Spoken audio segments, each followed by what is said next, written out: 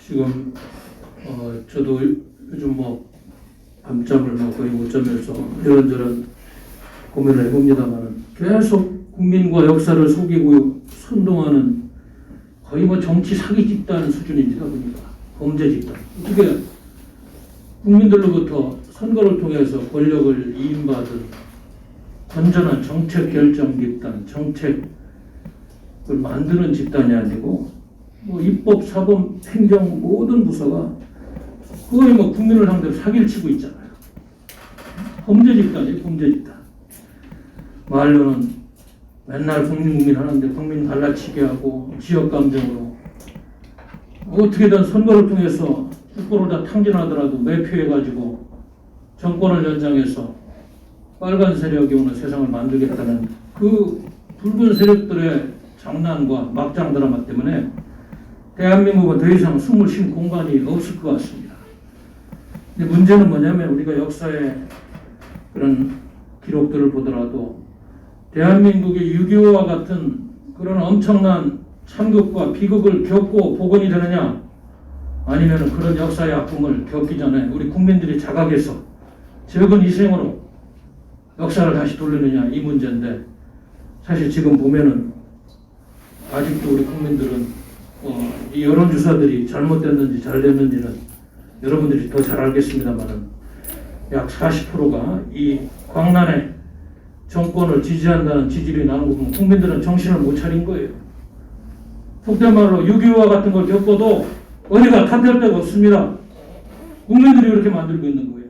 온갖 정치인들 맥락 탓하고 소용없어요. 어차피 정치하는 사람들 자신들의 정치적인 이득을 위해서 국가와 민족을 다 버린 집단이 대표적인 국민의힘이고 그 주변 세력들인데 정말 큰일 났습니다. 그래서 요즘도 계속되는 반미고, 친중, 종북, 민족 평화, 무슨 균형 발전, 지방분권, 정치 사기용으로 국가를 탕진하고 다 지금 쇄진시키고 있는 이 세력들에 대해서 정말 3.1절 날 우리 3.1운동 때 희생하신 호국영령들은 통곡을 했을 것이다. 저는 그렇게 생각합니다. 지난주 한 주만 보더라도 많이 예를 들 필요도 없어요.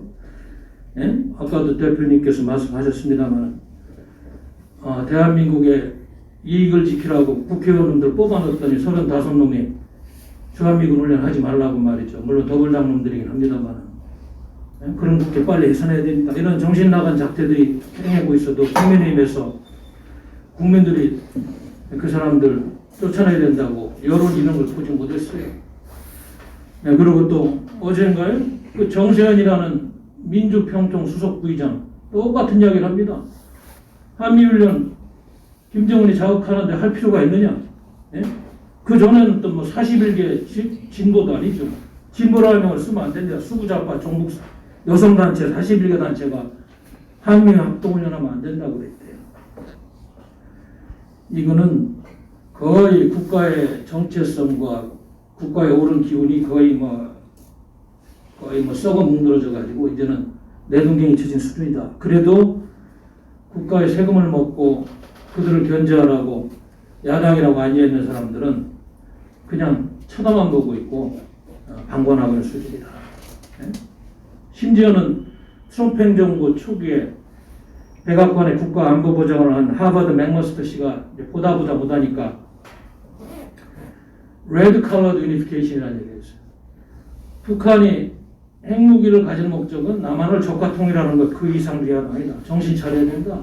왜 이런 분위기들이 있는 건지 아주 직격탄을 또 날리고 있습니다. 우리 전에 여기 주한미 대사관에서 정무 담당 참사를 지내고 공무부에서 일한 조세빈 씨도 대북 담당 대표를 한 분도 자꾸 이렇게 정치인들이 종북 세력들이 대북 문제를 정치 이용하고 이런 거는 이용 수준에 왔다는 것을 경고하고 있는 이런 상황까지 와 있다. 중대범죄수사청문 문제만 하도 그래요. 이거 국민들을 얼마나 우습게 알면은, 황운하라는 대전의 중부의 그 의원이 뭐라고 그랬어요. 그거 공청회 하면서 중대범죄수사청 만드는데, OECD 국가 어느 나라도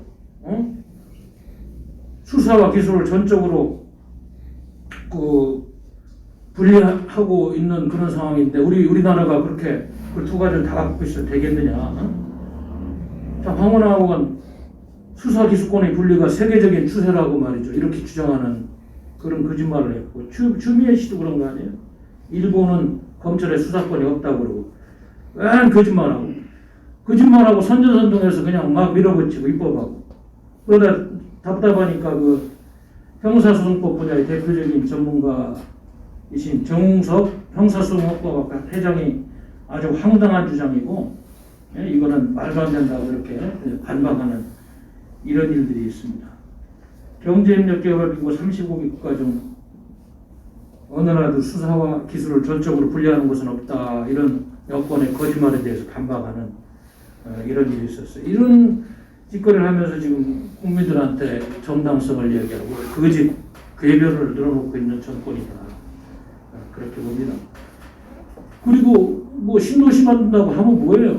부동산 값 잡겠다고 그러면서 사전에 정보 유출돼가지고 가덕도 물론이고 광명 시흥 쪽도 LH 공사 전현직 직원 14명이 100억 원대 땅 투기했다는데 그것뿐이겠습니까? 변태영 국토부 장관 시절에 그런 일이 있었다는데 그럼 LH공사가 거기 말고도 세고 신도시 구상한 거 전적으로 조사를 검찰에서 해야 될 거 아니에요. 왜 그저 국토부 장관한테 조사를 시켜요? 그 조사는 하겠어요? 자기 공사 사장 때 그런 일이 있었는데 이게 무슨 마적단도 아니고 언어가 거칠어집니다만은 아니 문재인 씨가 뭐 조사를 시키려면 제대로 검찰을 통해 가지고 제대로 수사를 하라고 해야지. 무슨 이것도 국민을 무슨 개돼지 수준으로 보는 막장 드라마다. 그 당사자가 사장할 때 있었던 그 직원 단수 못한 사람 보고 국토부를 통해서 조사를 하라고 하는 이런 정말 말도 안 되는 일들을 그것도 뉴스라고 내보내고 있는 언론들. 물론 일부 언론들이 비판을 합니다만 그냥 걸러서 보도하고 있는 대한민국 언론의 수준도 이제는 거의 한심을 넘어서서 정말로 더 이상 표현할 길이 없습니다. 민생경제는 연일 땅에 떨어져가 2월 소비자 물가가 작년 2월 이후 1년간 비교해봐도 최대 폭으로 상승했다. 1.1% 상승했다. 이런 통계도 나오고 서민들은 정말 죽을 길입니다. 특히 농산물은 21.3%가 상승해가지고 달걀 같은 경우는 거의 50%까지 47.10% 상승하고 이렇게 물가까지 상승하면서 민심은 정부에서 돈 나눠준다니까 잠시 받아서는 안 되는 거 압니다만은 너무 어려우니까 당장 먹고 살 게 없으면 안 되니까 빚도 갚아야 되고 참 이런 시국이 지금 계속되고 있는 안타까운 현장입니다.